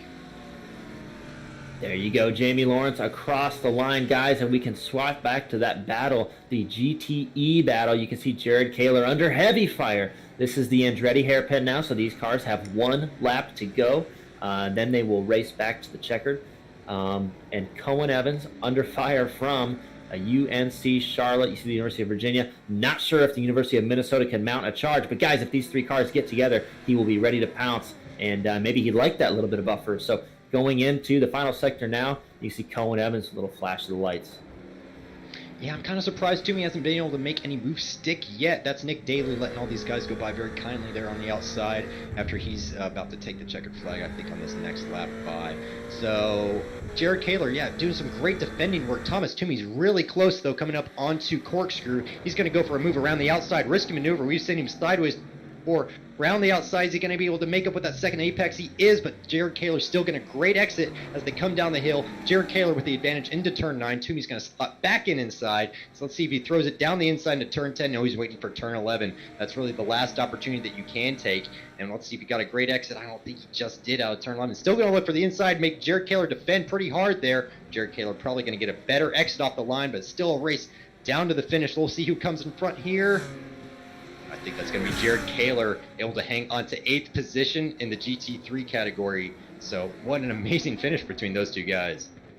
Phenomenal drive, guys. They power moves only from Thomas Toomey, but in the end, you can see on your screen it was Kaler by 52 thousandths of a second across the line for that battle, and Vegas from Minnesota not at all far behind. Really solid play, and guys, able to keep all defenders on the car in the process. I did not have that move into the corkscrew from Virginia on my bingo card, but guys, I think that's why he is the driver he is. We talk about his name a lot. He has got the skills. So, quick rundown. Lawrence and Clank, your winners. And guys, a couple of good battles all night long. It does look like Nick Daly did come in behind Derek Ekmanis in that battle. You can see some celebratory donuts there from the FIU machine. Guys, FIU does have plenty of reason to celebrate this evening. Yeah, definitely. Inaugural podium for them in the Racing League, and great to see it, especially with the livery that always like to see a good-looking podium. And then Jeremy Rogers, a little unfortunate with this race. It was pretty much his race to lose, and he just made a couple too many mistakes, maybe having a hard time negotiating traffic, getting a little bit wide in a couple corners, and he ends up finishing in second to Jamie Lawrence. But that's going to help Lawrence out quite a bit. I'm not quite sure where he finished last week, but I know it wasn't on the podium, so that's going to help out his point standing quite a bit. Jared, did you see it finishing that way? I tell you what, that was a wild little finish there. And no, I didn't. There was a couple surprises there at the end, and guys getting a little aggressive. We haven't really seen a ton of that kind of aggressive driving. We saw guys go for it tonight. Guys knowing it's the second of 6 races, so you got to put the pedal to the metal here in a race like this. And speaking of pedal to the metal, we're gonna bring in our student winner here tonight, and that's going to be Alexander Klenk from WPI joining us now up in the booth. Alex, you got a copy? 10-4.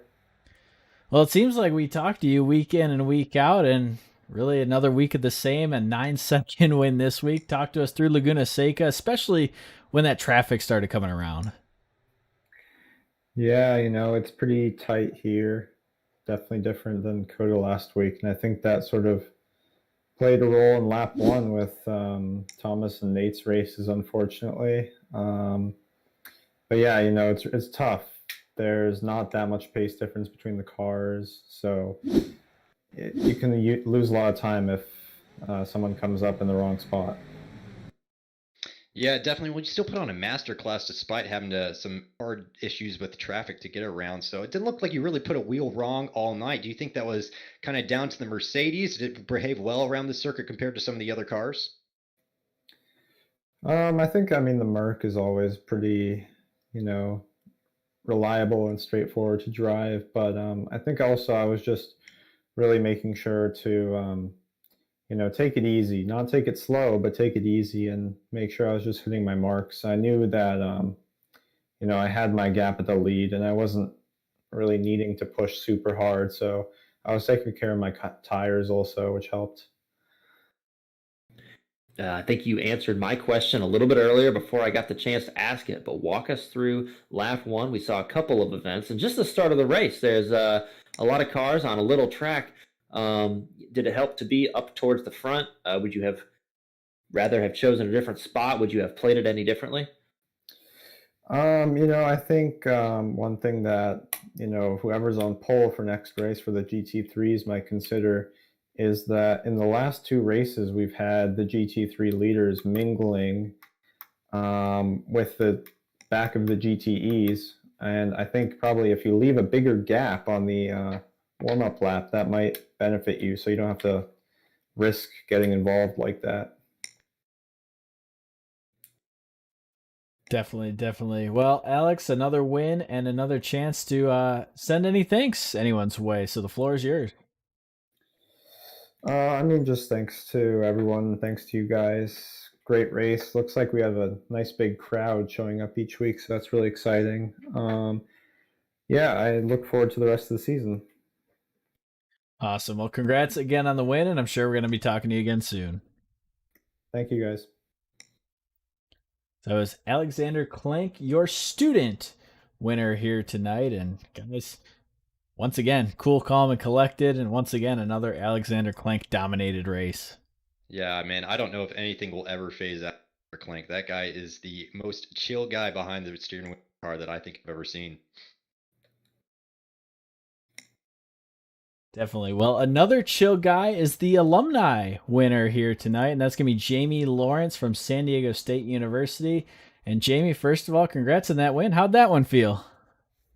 Pretty good, man. That was actually a lot of fun.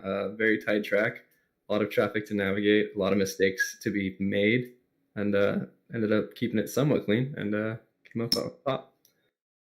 Yeah, that's certainly for sure. And so were there any areas where the Porsche was better? I mean, you had a race wheel with a few guys in the GTE category quite a bit throughout the night. And was it better on the brakes or maybe in some of the traction zones coming out of areas like turn 3 and turn 5?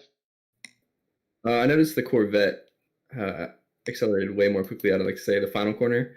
I found a lot, but I think the quick left-hander with the sausage curve on the inside before going up the hill, I seemed to excel there, so I always gained on other cars there. So other than that, though, it felt like a pretty stable car throughout the course. About midway through, you and Jeremy Rogers got to hang out in the Andretti hairpin for a little bit down in turn one. Walk us through that. Did it change your outlook on the race? Did it phase you? Walk us through that one. Yeah, I mean, I could tell he obviously was much quicker than me. His quality time was incredible, so props to him for that. I think through traffic though, he seemed to struggle, but he didn't get too lucky at times. And yeah, coming into that corner, I was just trying to stay close to him, try and follow him if he made a move through the traffic, and then I think he didn't anticipate the GT3s to break or slow down as much through the corner, so he locked up and went around, and I couldn't really go anywhere, so kind of collected him a little bit there. Luckily, I don't think we got too much damage, and we got that fast repair too, so we were able to get back on track. Well, it worked out for you quite well here tonight. Jamie Lawrence, anyone you want to thank before we send you to the InnoVetted Labs victory lane? Shout out to Moderna. Got my good. Nothing's really happened yet, so hope we're feeling good. Hope you feel good too, Jared. Feeling great after watching that one. Well, congrats again on the win, and I'm sure we're going to talk to you again soon, Jamie. Very much, guys. Appreciate it. That was Jamie Lawrence, who you heard mentioned right there, got his second dose of the COVID-19 vaccine today, and then comes and wins a race. So I don't think it's hampering him all that much, guys. Yeah, I think not. I think he was able to put on a pretty good show tonight. I don't think he did a ton of practice for this either. So I think he just understands that Porsche really well. I think that car suits his driving style pretty well, and he was able to put that on display to perfection tonight to come home with a win.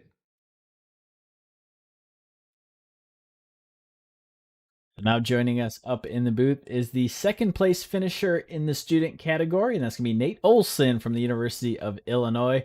The 21 machine we saw up and down all night long. Nate, talk us through that one. Yeah, it was a bit of deja vu. Very similar start to Coda. Just those couple GTs got together in front of us, and Thomas and I think just guessed left, and that ended up being the wrong direction. So, and with the new smoke model, it was so dense, it was pretty much impossible to see anything. But fell back I think to 14th or 15th, and it was some intense racing. I definitely broke a sweat working my way back up to the front, and then I think I pitted a bit early to try and avoid some traffic, and I think that got me a few spots, and just some good luck too. Yeah, definitely impressive job working your way back up there. We were following it most of the time, and you were putting on some pretty impressive moves and also taking advantage of the traffic where you could. So well done to you for that. But this is your second podium in 2 races time in the CIL. So how are you finding the league so far? You think you make this trend continue? Yeah, definitely. No, I wasn't sure what to expect if I'd be competitive. I didn't participate in season 1, but I was really excited about season 2, and it's a lot of fun. I think the range of talents in both classes. I mean, I think it's great to have all that out on track. It just adds a whole nother dynamic of really having to work the traffic. It's not just hot lapping for an hour. It's really trying to take advantage when you can. As you set up for this race in this season, how has the Lamborghini been treating you? We've seen you in it a couple times, making it work. Is it a balanced car? Is it really good at one area or one facet of the game for you? Yeah, I think it really rotates extremely well, and that's really helped at both Coda, that has a lot of really tight corners, and then Laguna Seca as well. It's really fitted these tracks very well. And I think it's down on top speed a little bit relative to some of the other GT3s, but so far it's worked really well, and with the rotation that you get, I think that kind of helps save the tires a bit too. So that's always good having that left at the end of the race. Definitely. Well, 2 races, 2 good finishes for you and the Illinois team. Nate Olson, anyone you want to give a shout out before we send you to the InnoVetted Labs podium here tonight? Sure, I think I have some more family and friends watching, so I appreciate all of their support. Probably too many to list, but I appreciate their support of me as well as the Collegiate iRacing League. Awesome, awesome. Well, shout out to all you guys watching for Nate Olson. A good finish for him, and I'm sure we're going to talk to you again soon. Yeah, see you guys in 2 weeks. So Nate Olson right there from the University of Illinois. And just you got to be somewhat. We talked that cool, calm, and collected of Alexander Klink, but I think you got to have a little edge to you, and I think Nate Olson has that. We saw in his driving tonight, wanting to climb back through the field as quick as you can, and he definitely did it, coming all the way back to second. And I think a longer race, he might have a shot there at Klink. Yeah, I think he knows how to manage that Lamborghini pretty well, and I think he'll have a little bit of a easier time going into this next race because this is definitely going to help him, I think, clinch the first spot currently in the championship standings on the roadside. So after last week's win and this week's second place, and I don't think Klink had a great finish last week out at Coda. He may have been a few positions down, maybe sixth or seventh. So this is definitely going to promote Nate Olson into first position, standing right now in the championship. Yeah, really solid performance from all those guys, and it was really eye opening. As you heard guys Olson say, the multi-class racing. We had 38 cars start this race on this 2 mile track, and there was not a lot of room for activities. So being able to manage that, if you're a GTE car, trying to make sure you pick your spots. We saw a couple times. Probably the most notable was Rogers, Texas A&M, getting into the corkscrew, trying to go by Christian Gomez, I believe, when he probably didn't need to. That was a tough spot. And then if you are like Nate Olson in the GT3 car and you're seeing your mirrors, you're like, man, how do I facilitate getting these guys around me so I can stay on my line, continue my race? It's the game within the game. And I think that's why these drivers are so exciting, so exhilarating. And that's why it's so easy to watch these guys for an hour every other Tuesday. Definitely. Well, right before we wrap this one up from here at WeatherTech Raceway at Laguna Seca, we're going to hear once again from the good folks at NextBookIt, and we'll come right back for the final finishing order. We're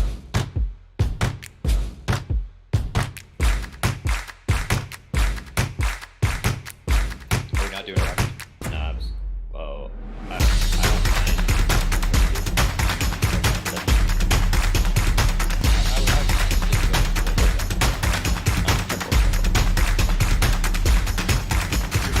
Whatever you want to do. Okay.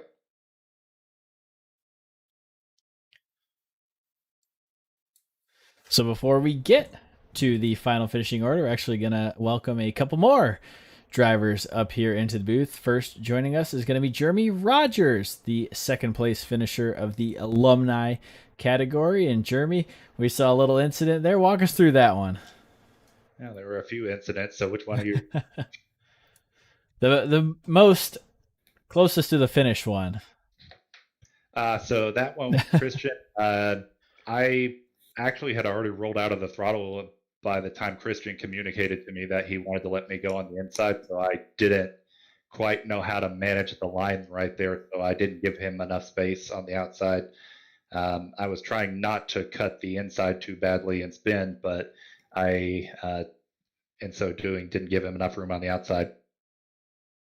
Gotcha. Yeah, tough one to watch, man. Watching you start up there and pull, it looked like you were edging away a gap pretty well there at the start. So what would you do differently if you had to do this one again? Would you change car setup a little bit or just try to drive a little bit more safe of a race? Drive a little bit or get a better gap at the beginning because Jamie doesn't. I put in a lot of practice during the week. Jamie doesn't put in as much, but he figures it out during the race, so he's going to get faster. I was struggling with the traffic. People weren't necessarily communicating their intentions until the last second, so Jamie got right up onto me, and I had a little too much rear brake in for following the GT3s. I thought they'd be faster through the hairpin than that, but apparently not. Yeah, awesome performance. And how many more minutes would you have like to add to this race? Did you have a shot at the win there towards the end? We saw that gap shrinking. It depends on how much Jamie was actually just managing his pace, but yeah, I mean, 5 more laps and I would have been at least back on him. But I mean, really, I'd really just rather take back some of the mistakes I made rather than add to the race. I'm mad at myself because I really feel like I blew this one. Yeah, I think it may have been your race to lose, but hey, still a P2 finish, so that's 2 second place row, and I think that's to put you up into the first position in the championship with Ted Burns being out this week. So that's still something to look forward to. Yeah, it is definitely a silver lining. You just got to capitalize whenever Teddy isn't here because Teddy really has all of our number. He is nice of it enough to let us copy off his homework, though. Well, you won't have to copy if you hop on NextBookIt, and you can maybe we'll work that CIL scholarship for some setups. But Jeremy Rogers, second place finish. Anyone you want to give a shout out to here from the InnoVetted Labs podium? Just thank you to you guys for putting on the broadcast. It's really nice to be able to watch these things back. It's going to be a little more painful tonight, but I also shout out to our sponsors. It's really, really cool what you guys do. Thank you. Definitely. Well, thanks for joining. I'm sure we're going to talk to you again soon. Hopefully so. Talk to you all soon. Good night. That was Jeremy Rogers coming away second place in the alumni.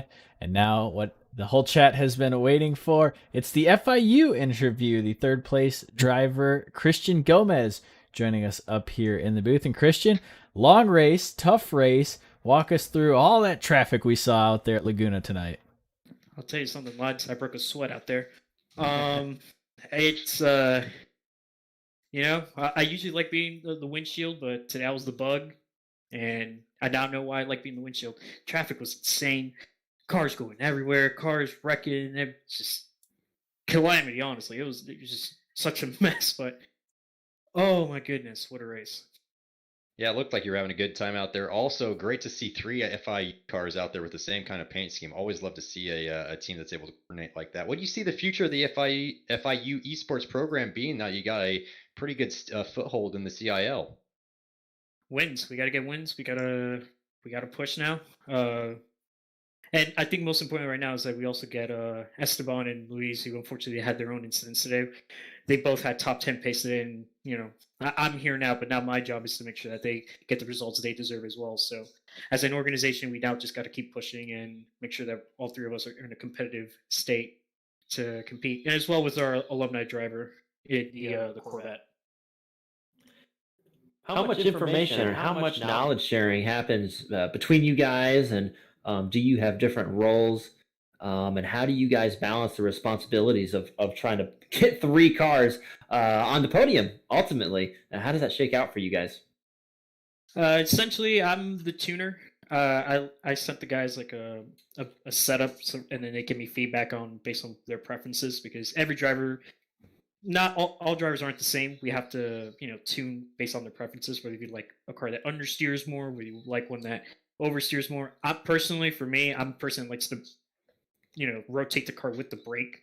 So that's something that the guys are like, you're insane. And, I had to tune that out from the setup because, well, I kept it for me, but I had to tune out of their setups because they, that's not their driving style. But it's a week long. Well, I wouldn't say it's a week long. It's probably like about a few days. We take Wednesdays and Thursdays off.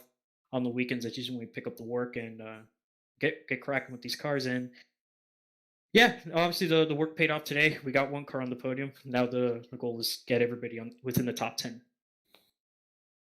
Well, we have seen as we continue to move forward, more multi-car teams, and you guys are leading that charge and leading the way here on the podium tonight. And I anticipate that we'll be talking to you again soon this season.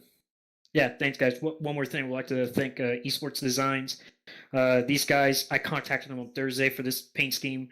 They got it done for us a day early on Monday because we thought we weren't going to get it done, but they did. So huge thanks to Stefan from there, esportsdesigns.com, and obviously Panther Esports and all the sponsors that support the CIL, and especially you guys for setting all this up. Thank you so much. Love bringing that energy and love bringing that racing that we had tonight. So congrats on that InnoVetted Labs podium. And I'm sure we're going to talk to you and the rest of the FIU team again soon. Thank you. That was Christian Gomez from FIU, and just love his energy. And you hear the team just getting ready to make a charge. It's almost reminiscent of Mercedes in Formula One, isn't it? Yeah, I'm waiting for the day that we get a 3-car FIU all podium. That'll be the day, and I'm sure it's going to come here soon. Great to see guys helping each other out like that. You hear Gomez talking about making the setup and then kind of tweaking it for his teammates to their liking as well. So great to see, especially we see that a lot in the CAL. Guys willing to help out each other, even if they're not in the same team as them. So always love to see that. So the final driver we're going to talk to tonight, it's your third place finisher up in the alumni category, and it's Nick Trollman from Cal State Long Beach joining us up here in the booth in the 000 car. Nick Trollman, you got a copy? Loud and clear, I got you. Alrighty, so take us through that one. We saw a lot of, I don't want to say carnage, but we saw a lot of incidents, and you're able to kind of weave in and out of most of them. Take us through that. Yeah, no, so it's definitely experience in that regard. Basically, the name of the game was just keeping it clean, which apparently I did. I only got one incident point. Had a couple close calls, almost put it in the wall. Kind of par for the course for me, but that's all right. But yeah, ended up P3. Welcome surprise. Yeah, congratulations on that. Looked like you had a really great battle with the UTA machine, Nick Daly, most of the night, and y'all were kind of trading position back and forth. One guy would make a mistake, the other guy would take it over. But did you learn anything from these battles that you're going to be able to carry forward to Suzuka? Yeah, a lot more in regards to the handling of the car, at least. And, track this narrow, you really learn a lot about going too wide, or else you're going to learn a different lesson. But yeah, no, I mean, I think this is one of my first few races doing a Porsche. Well, other than last season, but it's the more you drive it, the better you get, and hopefully that trajectory continues. We've seen you a couple times in the Porsche, and it's a popular car. What do you find that you like about it or don't like, and what does it give you the chance to do when you set up the car? And where did that advantage come in to play tonight? We heard that sometimes the Corvette's accelerated well, sometimes the Porsche's accelerated well, depending on the place on track. Yeah, no, so I mean, maybe I'm not good enough to tell too much of a difference, but this one's definitely a bit more nimble compared to the Ferrari, which I'm more so used to driving. I'd maybe argue it's a little twitchier, maybe, not as planted, but definitely makes for a fun driving experience. So it's kind of why I went for this instead of the Ferrari this season. But yeah, no, I mean, it's a fun car, and evidently I can have some fun with it. Well, have fun. You did. You came away third place here tonight. Anyone you want to give a shout out to before we close on up here? Just anyone that tuned in that I gave the link to. And of course, you guys for putting this together. Second season for me doing this, and look forward to it every week, both the oval and the road. And of course, I think the whole sponsored idea is pretty cool between NextBookIt and InnoVetted Labs. So big shout out to them. Appreciate it. Well, big shout out to you coming away third place here tonight in the alumni category. Nick Trollman, have a good one, and I'm sure we're going to talk to you again soon. You too. Thank you, guys.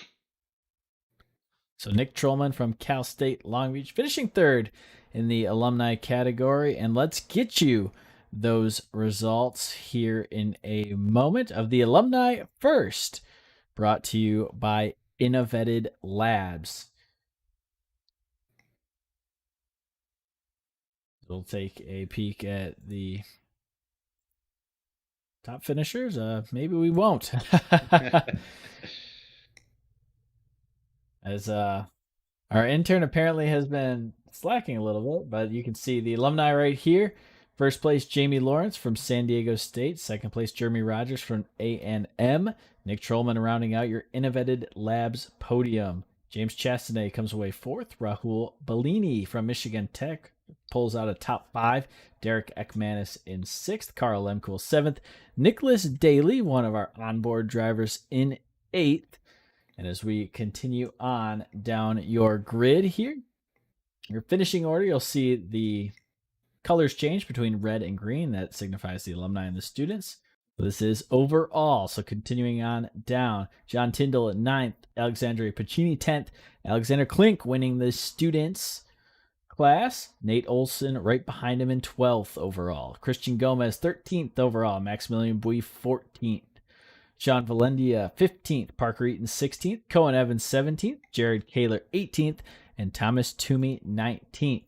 They mentioned 38 drivers. We're going to get through all of them. Alejandro Vegas 20th, Matthew Nordberg 21st, Scott Ratliff 22nd, Alex Jensen 23rd, Esteban Munoz 24th, Peter Stother 25th, Derek Haas 26th, Sam Ross Lansky didn't call his name at all tonight. So rough race for Sam and that Wisconsin team. Hopefully they can come back hard next week. Brian Durham in 28th, Carl Nimmer 29th.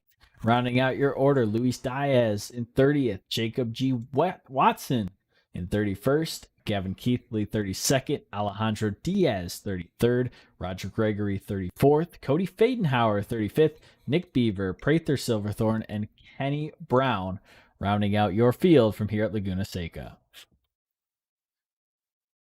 Jarrett, you out of breath after that one? I tell you what, it was tough. But I tell you what, I'd rather be out of breath than that than we have 5 drivers to show up for the green flag. And that's really a testament to these drivers' skill and the enjoyment they're getting out of the league, right? Like we have these guys come in and week out, both in the oval and the road side. We had a huge field at the oval side last week at Daytona. So really good to see it translate over onto the road side as well. Yeah, definitely, man. It's been great to watch this league grow since the pilot season, probably over 8-9 months ago at this point, and then the first official season that we did starting, I think it was back in January of this year, and it's been great to watch this grow and see teams growing as well. We talked to those FIU drivers now that they've got 3 or 4 cars on track. We know the big VCU team as well. Looking forward to seeing some other teams start to pop up here and really start to take the stuff a little bit more seriously. And when we talk about fighting for podiums and getting their school up there to the top, really great to see guys represent their school. And Josh, I hope that they can kind of carry that momentum forward. I think so. We talked about FIU. We talked about the Minnesota program tonight that's going to look to have something to say about that. And guys, it's getting competitive. It's getting dicey. We saw it on track. And entertaining all race long. We opened up with cars together. Everybody had to find their rhythm. And then we got into everybody kind of battling on track, little pockets of action throughout the whole raceway. And we had pit stops. We cycled those. Guys were running their fastest laps, trying to do some undercuts and shuffle up the running order. And then ultimately, we get down to the end, the closing laps, 10 minutes to go. Guys battles in both classes, sometimes intermingling. We talked about that multi-class factor. You heard the drivers talk about it in interviews. And certainly intriguing to see. And, promotional material all night long here. We talked about racing the track. That was key for many of these drivers in both classes. We talked about racing your competitors. That was also key, and we saw it here. So phenomenal run. And guys, I cannot wait to get to Suzuka in 2 weeks' time.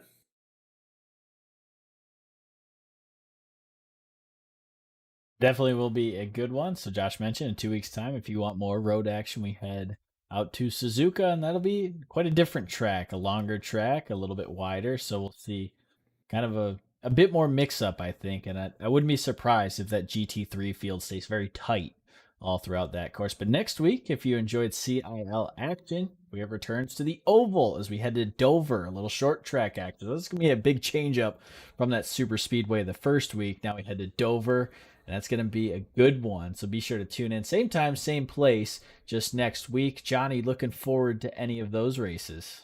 Oh, man. Yeah, Dover, definitely looking forward to that one. A little bit of mile track action. Definitely looking forward to Suzuka, especially after that. I really like Laguna. Suzuka is one of my all-time favorites. It's got that big rhythm section with the S's up front. It's a real car setup challenge. A lot of weight transfer going on. So you got to get the anti-roll bars nice and tight and make sure that you nail the setup for that track. So I'm sure we'll see a few guys get caught out by that, but I'm sure we'll see the staple guys up at the front of the pack again. Definitely. Well, as we wrap this one on up here from Laguna Seca, once again, a huge shout out to not only NextBookIt, but InnoVetted Labs for sponsoring the CIL and what you see in front of you here on the screen, helping us out with not only the branding, but all that you see on your screen. So for one last time from here at Laguna Seca, for myself, Josh, and John, thank you all for joining. Thanks to everyone who tuned in or everyone that's watching this back after. Really makes it very worthwhile, as if watching that in front of you wasn't worthwhile enough. But guys, for one last time here at Laguna, we'll see you again soon, and good night.